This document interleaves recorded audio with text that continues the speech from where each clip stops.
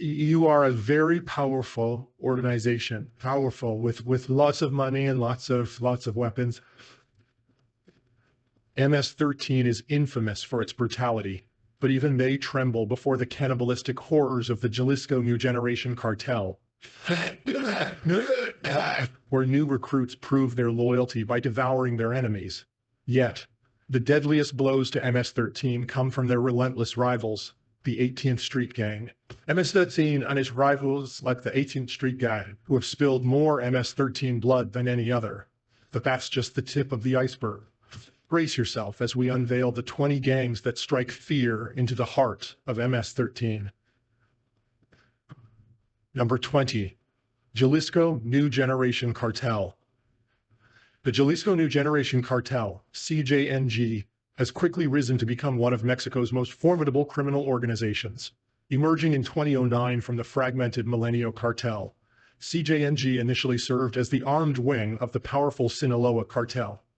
Today, the CJNG is a global narcotics powerhouse, notorious for its extreme violence and diversified criminal activities.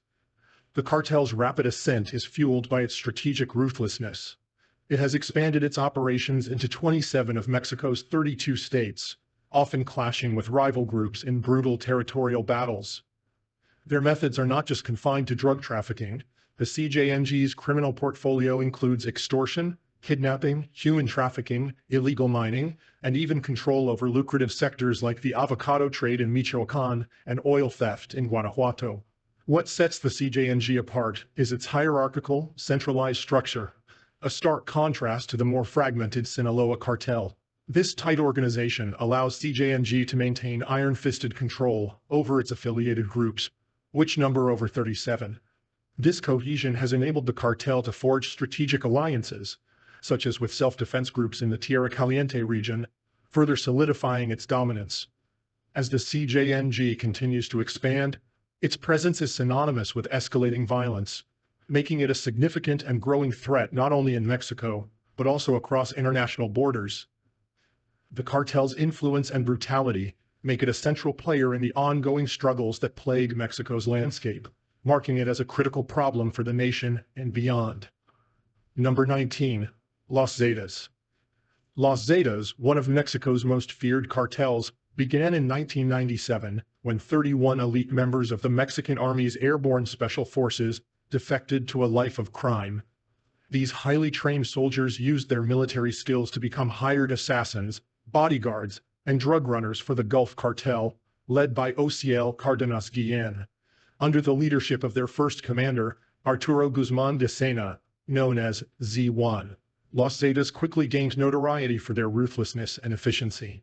Guzmán's reign ended on November 22, 2002, when the military caught and killed him in a Matamoros restaurant. His legacy, however, remained deeply ingrained in the cartel's identity.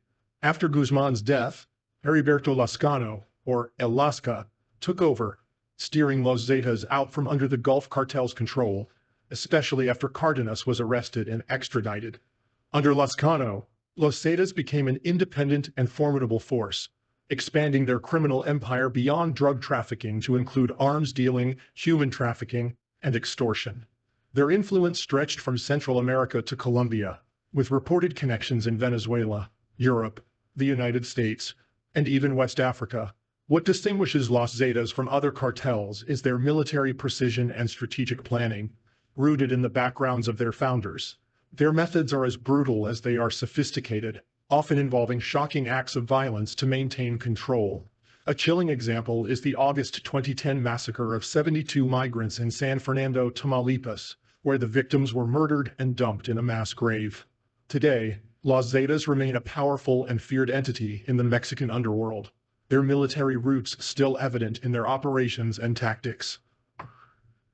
Number 18. Sinaloa Cartel.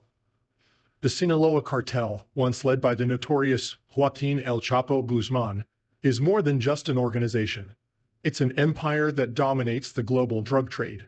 Even with El Chapo's extradition to the United States on January 19, 2017, where he faced 6 criminal charges, the cartel's grip on the drug trade remains unshaken. Operating primarily out of Mexico's Golden Triangle, a mountainous region within the Sierra Madre known for its prolific marijuana and opium poppy cultivation. The Sinaloa cartel has perfected the art of evasion and production.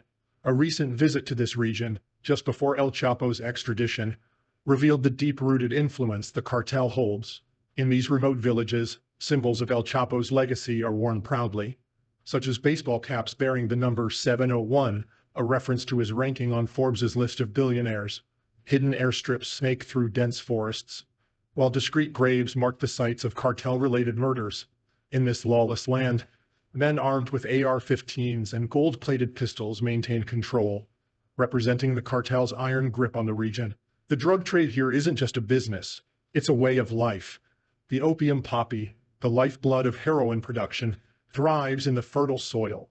Local producers speak of the rich, sticky opium gum that oozes from freshly cut poppies, ready to be transformed into heroin. Despite efforts by the Mexican government, including the deployment of the military to destroy crops and capture key figures, the demand for heroin in the United States has only fueled the cartel's operations. The United Nations reported that by 2014, the number of heroin users in the U.S. had tripled over the past decade, reaching nearly 1 million. A crisis the Sinaloa cartel has been all too eager to supply. Attempts to weaken the cartel through crop destruction and high-profile arrests, like that of El Chapo. Chapo is a mythological figure in Mexico. He's like Robin Hood, have proven largely symbolic. The dense forests and hidden valleys of the Sierra Madre conceal the poppy fields from aerial surveillance, making eradication efforts nearly impossible. Locals claim that while the government might destroy a few fields or capture a leader, the cartel's operations continue unabated. For every El Chapo taken down, there's another ready to take his place. The cycle is relentless, and as long as the demand for drugs persists, so too will the Sinaloa cartel's reign. Number 17. The 18th Street Gang. In the gritty streets of Los Angeles, a new force began to take shape in the 1960s, the 18th Street Gang, known as C-18, Barrio 18, or simply 18. This criminal organization emerged as a response to the exclusion faced by Mexican Americans and other immigrants from existing Hispanic gangs. Rejected by established groups like the Clanton 14, these marginalized individuals banded together, forging a gang that would eventually become one of the largest and most feared criminal enterprises in the United States.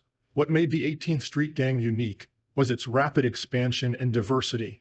As internal conflicts with other Hispanic gangs escalated, the group opened its doors to members of various nationalities and races. This strategic move transformed the 18th Street Gang into the first multi-ethnic, multiracial gang in Los Angeles. Today, their influence spans across the United States, Mexico, Central America, and beyond, with estimates of their membership ranging from 30,000 to 50,000. The gang's operations are as varied as its membership. They are involved in a broad spectrum of criminal activities, including drug trafficking, extortion, and violence.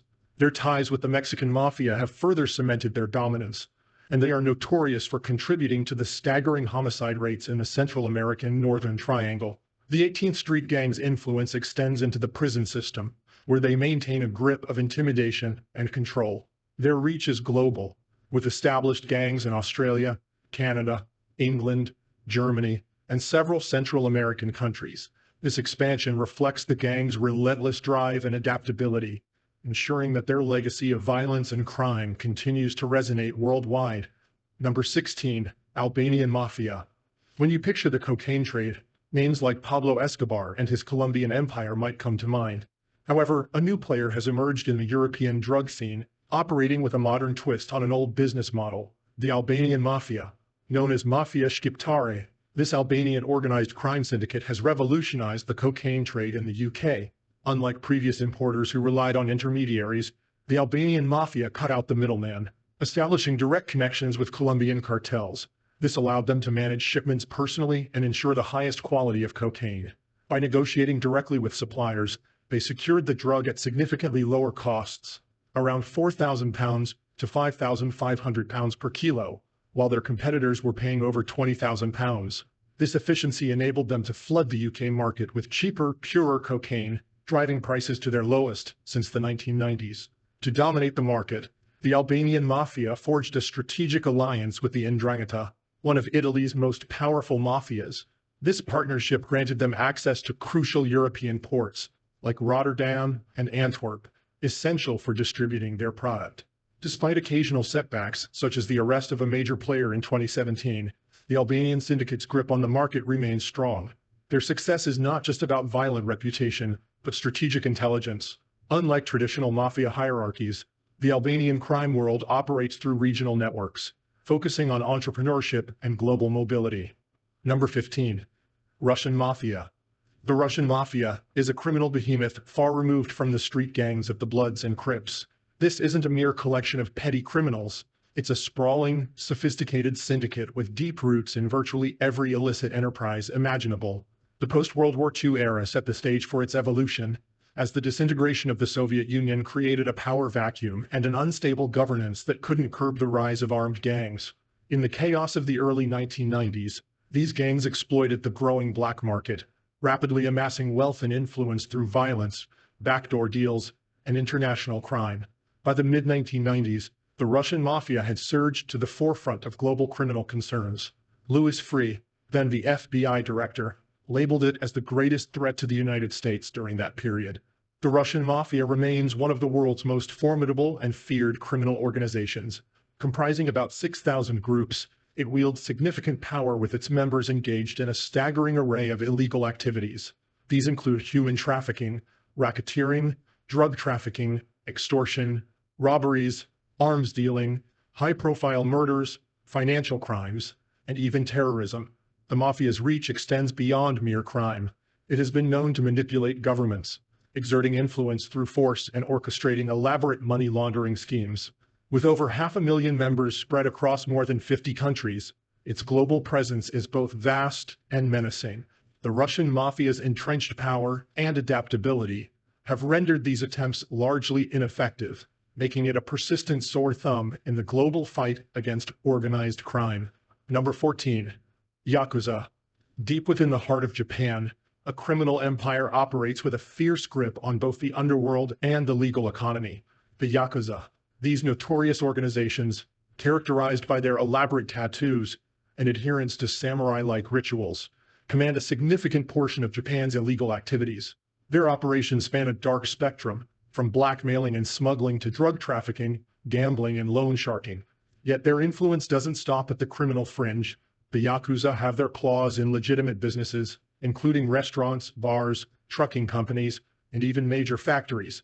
Tracing the Yakuza's origins is like peeling back layers of ancient myth and history. Some say they emerged from the ranks of masterless samurai, or ronin, who turned to banditry. Others argue they evolved from noble warriors who protected people from these very outlaws. By the 1960s, the Yakuza had grown into a formidable force, with over 180,000 members.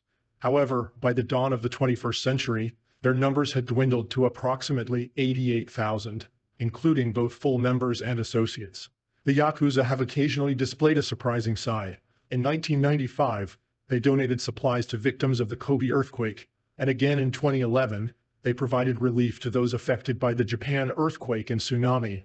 Their involvement in such charitable acts contrasts sharply with their criminal reputation, revealing a complex nature. As times have changed, the Yakuza have shifted from overt violence to more sophisticated corporate crimes, earning them a reputation as one of the less violent criminal organizations globally. Yet their pervasive influence remains. The Japanese government's efforts to dismantle this deeply entrenched syndicate face enormous challenges, making the Yakuza a persistent and formidable force in modern society.